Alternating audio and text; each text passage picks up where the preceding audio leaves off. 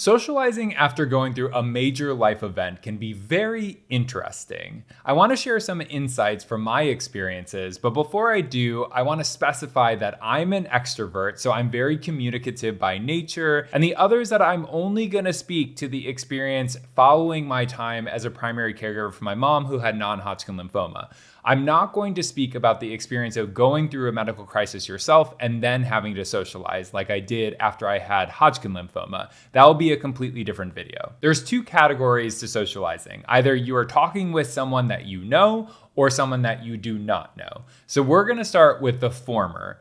When you know someone, they likely have a general sense, at least, of whatever major life event that you've just gone through.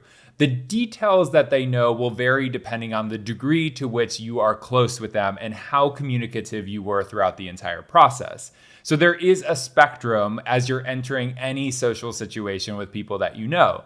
But what you should be prepared for is that you will always have to be repeating information. You will enter the same conversation so many times after going through a major life event because there are some basic facts that you always have to get across to someone. The good news is that you really get streamlined in your telling of what happened, and oftentimes it really desensitizes the topic. So when you're going through the same emotional events that happened and you're doing it over and over again, it gets a lot easier to tell that and not slip into those emotions again. So that is actually a little bit of a perk, but it is a lot to just constantly have to tell the same things over and over again. And I actually made a really concerted effort in my book, Losing Linda May, a Cancer Caregiving Memoir, to avoid going over the same things time and time again in these days in the book, because I was meeting up with all different friends one-on-one. And so I was going through all those facts again. But in the book, I really focused our conversations on specific points that I hadn't actually discussed yet, so that the reader wouldn't get bogged down and bored just hearing the same thing over and over again. Another really common occurrence is that everyone you meet with will only want to talk about what you've been through. And that's understandable. You've usually gone through something very major, and they have just not had anything of consequence happen to them in the same time period. So it makes sense that the focus is on you and you're in the spotlight, but it can be really tiresome to know that you are going to enter in a social situation and just have that focus on you for the entire time and have to trudge through whatever you went through over and over again.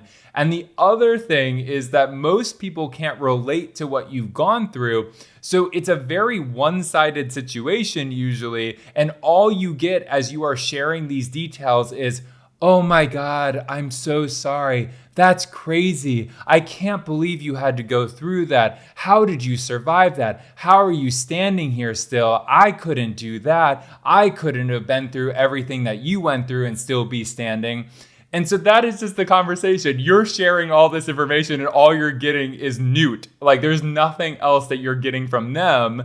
It's really just telling your story. This leads me to the next thing that happens a lot, which is you often find yourself in a situation where you have to manage other people's emotions when you are telling them about your lived experiences. So they will sometimes get really emotional, and then you have to console them about the things that you've gone through and say, no, I'm okay. I'm all fine. Don't worry about me. Even though you might still be really torn up inside and really dealing and processing everything that you've lived, you feel like you have this obligation to make sure that they're doing okay with what you've just shared. And that's especially the case when someone has really never gone through anything traumatic in their lives. Now, the common occurrences when socializing with strangers after having gone through a major life event.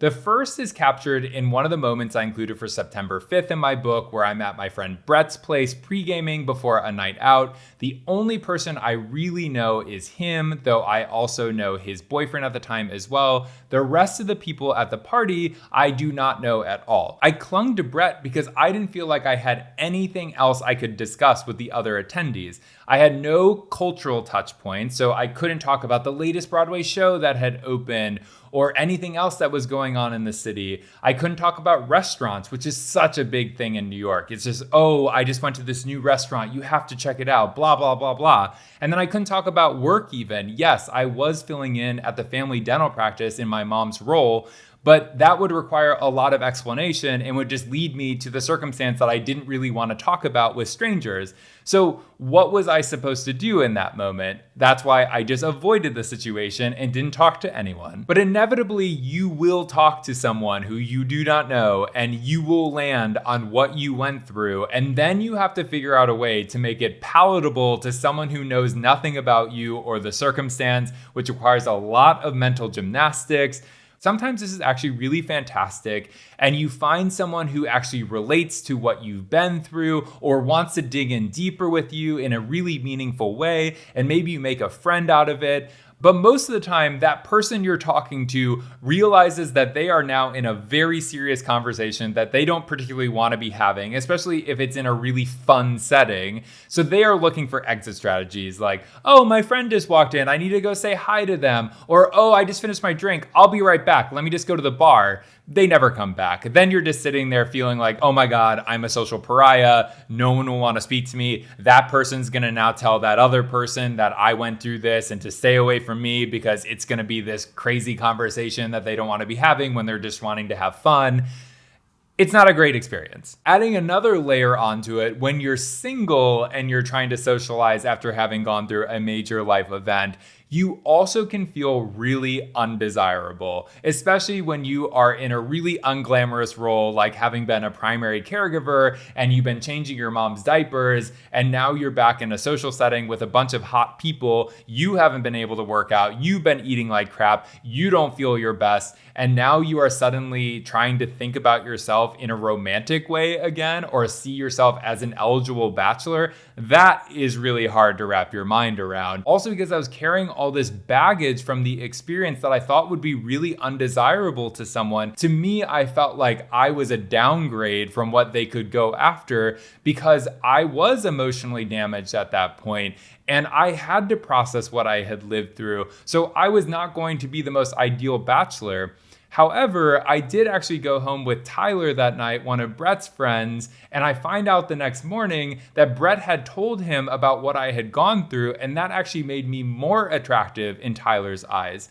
So it can work out for you, but I think Tyler was more of the exception. I know a lot of younger guys in New York City who would be put off by the idea of someone having gone through something really serious and significant. The situation with Tyler describes the final combination that I want to discuss between the two categories of socialization. There was Brett, the person that I knew, and a bunch of people that I didn't know that were all connected to Brett. And so as I found out with Tyler, Brett had told people about what I had gone through. So in those settings, it can be really uncomfortable because you are not sure about what has been told about you prior to your arrival or behind your back if you're there.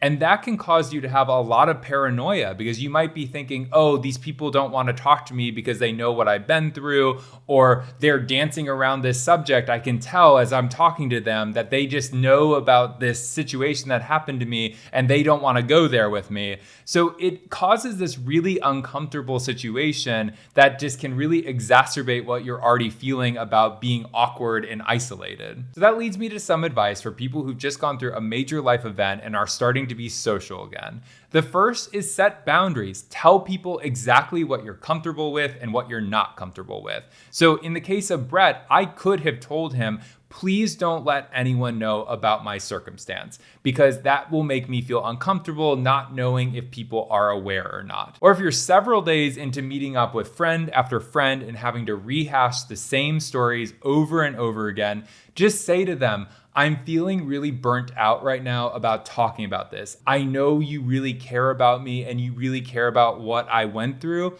but let's table this for another day where I don't feel so burnt out. Because frankly, you do not owe information to anyone, and you cannot be expected to have to relay these really hard life experiences you've been through at a moment's notice just because they want to know. This is on your terms. Always remember that. There will for sure be awkward moments, especially with strangers, as you start to get into that topic about what you've been through. Just shrug off if they feel uncomfortable or if they leave to go get a drink and they don't come back. It is not on you. It is really on them. They are probably not the person you want to be talking to anyway if they are not emotionally capable of handling that situation or that conversation. So just to the best of your ability, just accept that there will be weird things that happen as you talk about what you've been through, and that's okay. Finally, I recommend taking it pretty easy with the alcohol after a major life event, especially if you haven't been drinking throughout said life event, which is what happened with me as a primary caregiver for my mom, because you don't want to be that person at a bar or a party who is having a full-on breakdown because all the emotions that have been pent up inside of you are being unleashed due to the alcohol.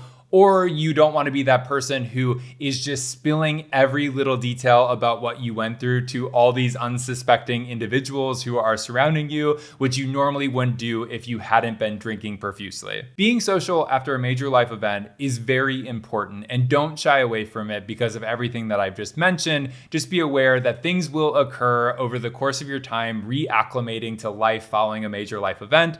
And just roll with it to the best of your ability. You'll make it out on the other side of it, and you'll have a few laughs along the way. The next video I'll be uploading will be on September 8th, and I'll be talking about moving to New York City when I was 18 years old. So hit subscribe, leave any questions in the comments. The link to my book is in the description, and I will see you all then.